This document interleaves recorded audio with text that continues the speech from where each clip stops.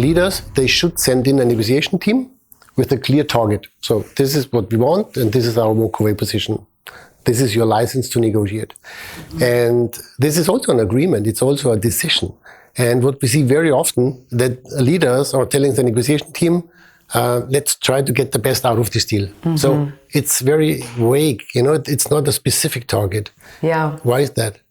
So, okay, I want to first just respond to the sending in a team, right? And said, because there's a lot of literature, I'm sure you know even more than me, on, negotiating through an agent, right? You're not going to negotiate directly, you're going to have an agent negotiate on your behalf.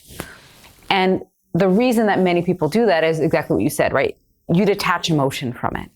All of a sudden, when you send someone else in for you, you're less likely to have that emotional attachment. You're less likely to care about the relationship, and so give concessions, etc.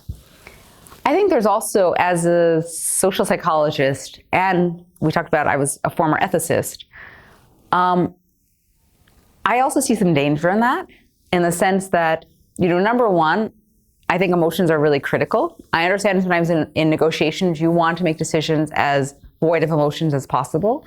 But I also think it's not only about, can I go in and not have any emotions, not have any attachment to you, Matthias, when I negotiate with you, but more about, can I train myself to control those emotions and sometimes acknowledge them to say, okay, right now, you know what, I really want to give in to you because I want to keep the relationship, but I've trained myself. I know now how to act void of those emotions or putting those emotions aside.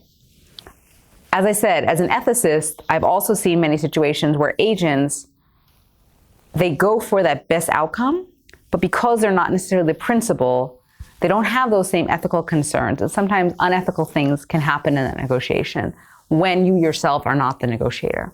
Because they have one target just to get to that best outcome, whereas you as the principal perhaps have other, like upholding certain values that you want to bring in.